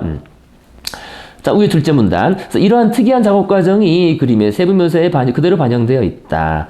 그러나 무엇보다도 이 서사시적인 드라마의 활기를 불어넣는 것은 제리코의 낭만적인 감수성이었다. 승객들의 긴장되고 비틀린 나체는 살아남기 위해 그들이 얼마나 격렬하게 투쟁했는지 보여주고 있으며, 바로 이것이 내내 화가의 마음을 사로잡았던 이 그림의 주제이다. 이게 결국 뭐냐? 왜 낭만적 감수성이냐? 한마디로 프리미티브하다는 거예요. 원초적 생존 본능. 그게 이제 항상 주목했던 겁니다. 낭만주의자들은 아까 말씀드린 것처럼, 여기서는 이제 생존 본능이지만은요, 그 원초적이라는 거. 우리 인간의 그 원초적 감정, 원초적인 열정, 어떤 원초적인 그 어떤 힘, 그거를 아주 중요시했어요. 원초적인 힘, 원초적이라는 측면. 그게 제일 포인트예요. 그러니까 이 상황은 뭐 따질 게 아니잖아요, 한마디로. 그래서 이성이라는 게 없는 거죠. 이성은 전혀 개입할 수 없는, 그 당시 보기에는, 그죠? 이성적인, 따지는 건 전혀 없이 그냥 원초적인 그 본능과 감성에 따라서 이렇게 행동하는 사람들을 그렸다라는 그 원초성, 그게 이제 포인트입니다. 원초성. 자, 그래서 보시면요. 그래서 무시무시한 주제의 생생한 묘사와 정부의 무능력을 비난하는 정치적 의미 때문에 이 작품은 큰 충격을 던졌다. 특히 이제 그 당시에는 정치적인 것 때문에 더 이제 논란이 됐겠죠. 그죠? 정치적인 문제. 그래서 낭만주의의 열정이 처음으로 과거를 이상하기 위해서가 아니라 당대의 진실을 포착한 쓰인 것이다. 근데 이게 진실 포착은 아니죠. 진실 포착은 아니라 어떤 그 이념을 내세우는 건데 그 이념은 크게 보면은 민중지향적이에요. 민중지향적이고 개인의 욕망을 우선하는. 이게 사실 낭만주의가 개인주의로 갑니다. 그것까지도 이해하셔야 돼요. 낭만주의는. 왜냐면 개인의 감정의 표현이니까. 사실은 그래요. 출발점이. 그래서 그 개인화라는 건 다음에 들락거로 할 때 좀 더 말씀드리겠고요. 그러니까 당대 진실을 포착하는 거는 사실은 리얼리즘이에요. 그 다음에 나오는 리얼리즘이 그렇게 나왔습니다. 그러니까 리얼리즘이 낭만주의는 진실을 포착하지 못한다. 그래서 리얼리즘이 나온 겁니다. 어쨌든 뭐 이념을 앞세운 겁니다. 자, 그래서 이 그림의 명성은 관악 아카데미의 억압을 깨는 신호탄이 되었다. 이 순간부터 프랑스 미술은 지성보다는 감성을 중시하는 방으로 되었던 것이다. 감성, 즉 그 어떤 원초적인 감성. 그래서 어쨌든 이게 이제 그 왜 낭만주의의 그 시작점이 그림이 되느냐라고 했을 때요. 일단 그림 주제가 그 앞하고 다르죠. 이전까지 우리가 봤던 건 맨날 비너스가 누워있고 뭐 신화적인 거를 통해서 뭐 표현을 하고 그랬잖아요. 계속. 그죠? 그러니까 벌써 그 고전 속의 어떤 신화 속 인물이나 영적인 인물들이 아니고 평범한 사람들. 심지어 뭐 그 당시에는 뭐 흑인까지 포함된 평범한 사람들의 가지고 있는 자연적인 원초적인 그 힘과 어떤 그 본능, 그죠? 생존 본능 같은 것을 묘사했다. 즉 종교적 고전적인 주제에서 벗어나서 어떤 이성적인 규범이나 뭐 어떤 도덕성을 논한 그런 거 하나도 없죠, 그죠? 이성적인 규범, 어떤 도덕성, 그죠? 그런 게 하나도 없는 그런 측면에서 이전 그림과는 완전 다르다는 거예요. 이전 그림과. 그러니까 이 그림 묘사 자체는 그 어떤 뭐 미켈란젤로나 그런 식으로 그죠? 근육 이런 그 팔다리 묘사 같은 거는 상당히 그런 쪽에서 고전주의적이긴 하지만은 그 그림 자체가 일단 뭐 구도상으로 뭐 대각선 구도이면서 그죠? 사선 구도이면서 사선 구도를 통해서 인간의 원초적인 생존 본능을 보다 강렬히 묘사한 그래서 이제 낭만주의적인 그림이라고 평가되는 겁니다. 자, 그래서 여기 보시죠. 제리코. 네. 제리코가 그릴 때는 이게 정치적인 그런 의미를 뭐 비판하는 그거를 생각하고 그리는 건 아닌. 그러니까 제리코는 생각하고 그렸죠. 제리코는.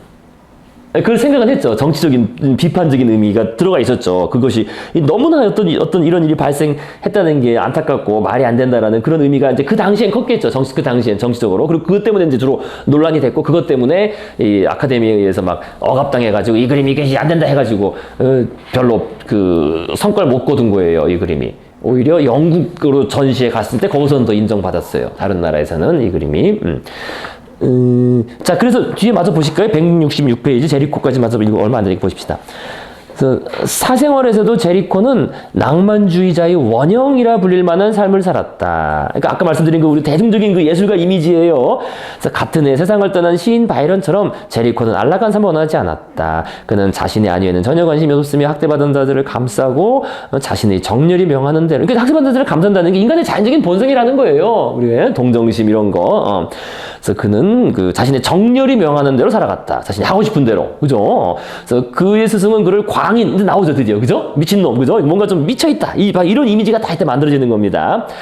라고 불렀고, 그의 그림은 루브르 박물관에 추출되기도 했다. 바로 이제 이 그림, 이 정치적인 이유 때문에 이 그림 추출됐습니다. 자, 그래서 승마를 즐겼던 그는 마상사고로 32세의 아까운 나이에 세상을 떠났다. 또 요절했죠. 그래서, 말을 타다가 굴러 떨어져가지고, 척추를 다쳐가지고, 이제 계속 이제 누워있다가 합병증으로 일찍 죽었습니다.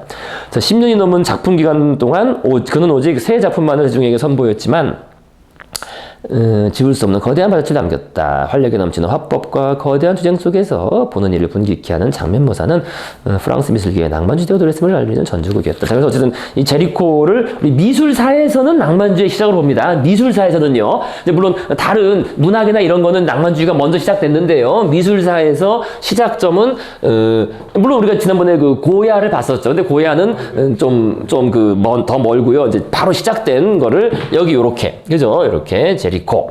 그래서 그 평론가들은 메두사의 뗏목을 낭만주의 선언, 자 이때부터 시작됐다라고 이제 평가했지만 뭐 본인은 뭐 그렇게 그런 거에 대해서 별로 뭐 동의하지 않았다, 개의치 않다는 겁니다. 자신이 어떤 평가를 받던 개의치 않았다 이렇게 보시면 되겠습니다.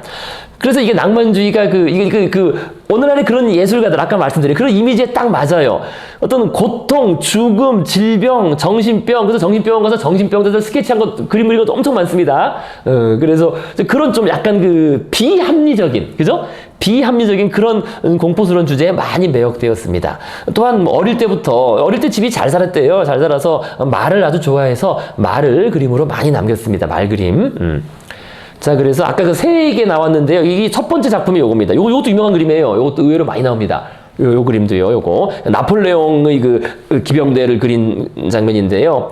그러니까 그림 자체는 신고전주의적이죠. 신고전주의 작품이긴 하지만 구도가 대각선이고, 그죠? 격렬한 물감 처리, 요렇게, 그죠? 이런데 물감 처리 같은 게 보면은 요게, 신고전주의에서 좀 벗어난 그런 그림으로. 어쨌든 이 그림도 아주 유명한, 많이 나오는 그림입니다. 요 그림 많이 나오고요. 예? 말 사이즈가 나폴레옹 말보다 좀 작아진 거. 실제 말에 가까운. 자, 그 다음에 두 번째 그림도 말 그림입니다. 요건 뭐 그렇게 많이 유명한 그림은 아니지만요. 어쨌든 제리코가 두 번째 전시된 그림. 그러니까 나폴레옹이 러시아 원정에서 패배한 다음에, 1914년 이제 러시아 원정 패배했죠. 패배한 다음에 이렇게, 그죠?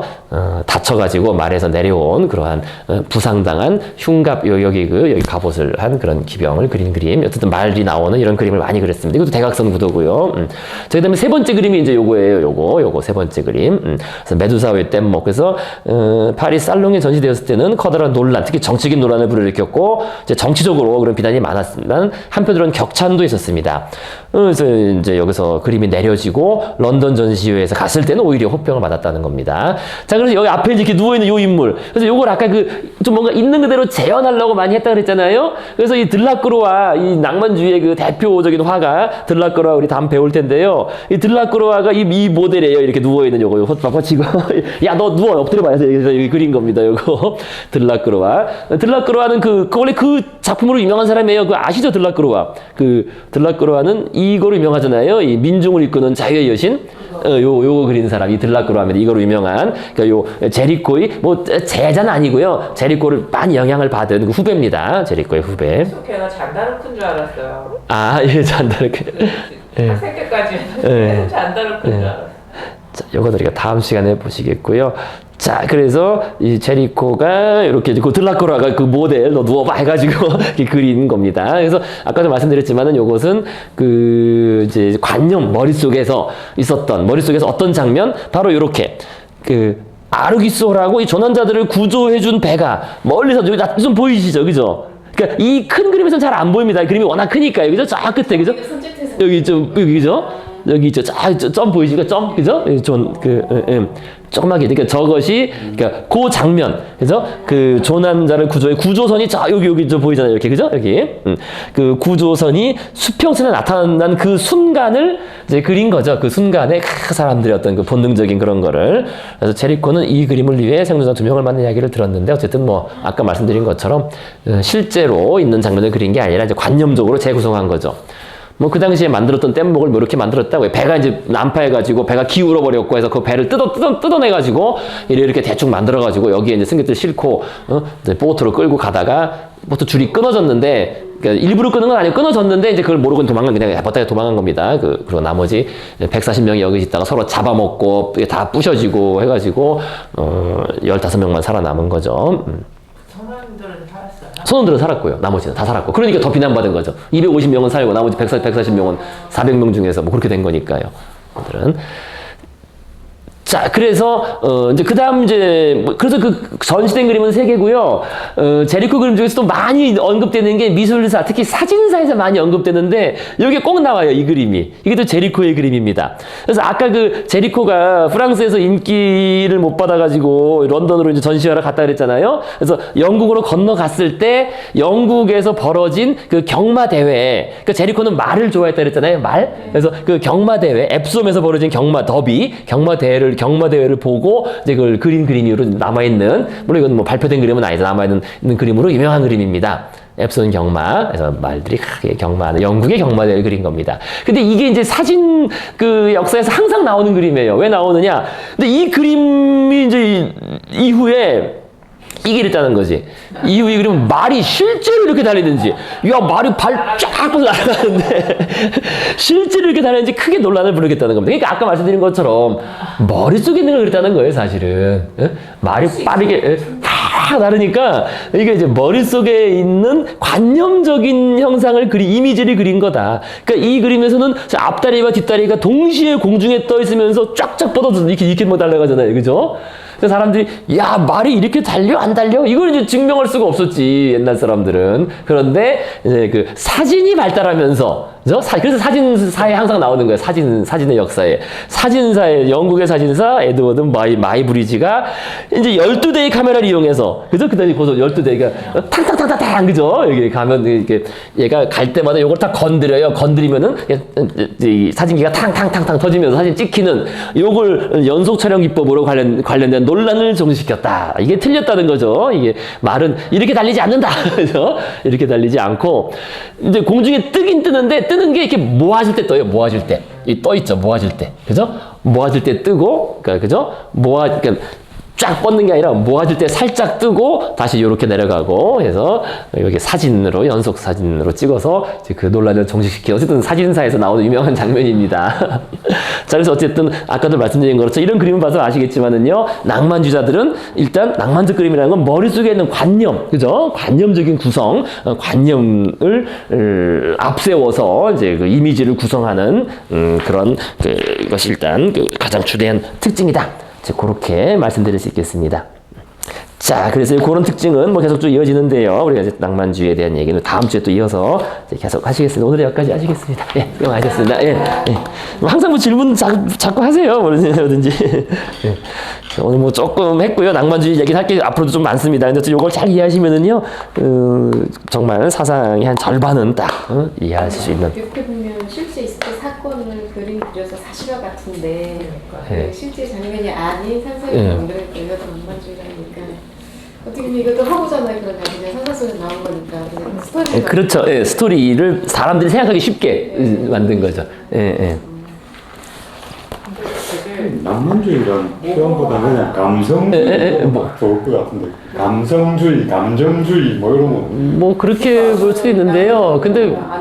근데 그게 꼭 그렇지가 않은 게, 예, 다 못 담아내는 게요. 그 이념적인 측면도 상당히 있어요. 나중에 이념적인 제가 그것 때문에 이게 고전주의도 뭔가 이런 이념이 있죠. 고전주의도 이념을 추구하고. 제가 아까 이게 정치적인 의미가 있으면은 약간 그래서 우호에서 힘든 것 같아요. 그래서 낭만주의를 한마디로 정의할 수 없다고 얘기도 하는 사람도 있는데요. 사실은 그렇진 않아요.